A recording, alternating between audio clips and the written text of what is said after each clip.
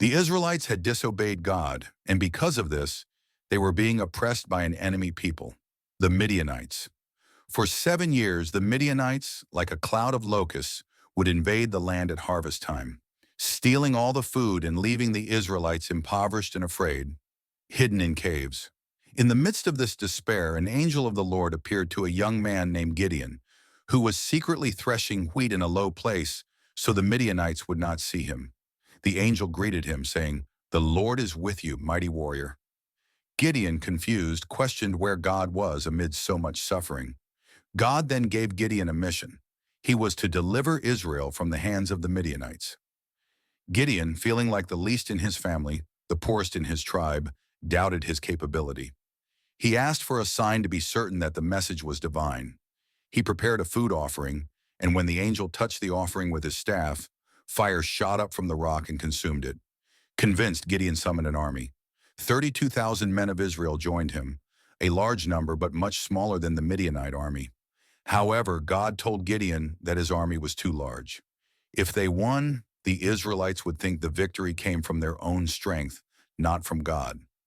Following God's instructions, Gideon announced that all who were afraid could go home. To his surprise, 22,000 men left, leaving only 10,000. Gideon looked at his drastically reduced army, camped near the countless enemy tents. Still, God said the number was too high.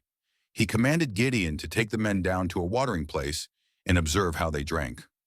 Most knelt down, putting their faces to the water to drink. Only a small group of 300 men scooped the water with their hands and lapped it up to their mouths, remaining alert. God declared, "With these 300 men that lapped, I will save you." That night, Gideon divided his 300 men into 3 groups. He gave each of them a trumpet, an empty clay jar, and a torch to put inside the jar. A very unusual battle strategy. In the dead of night, the 300 men surrounded the Midianite camp. At Gideon's signal, they all blew their trumpets, smashed their jars, revealing the bright torches, and shouted, "A sword for the Lord and for Gideon!" The sudden sound and lights in the darkness caused total panic in the enemy camp.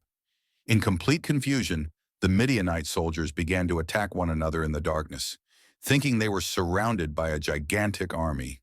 They fled in disorder, and the army that seemed invincible was defeated not by the strength of swords, but by obedience and divine strategy.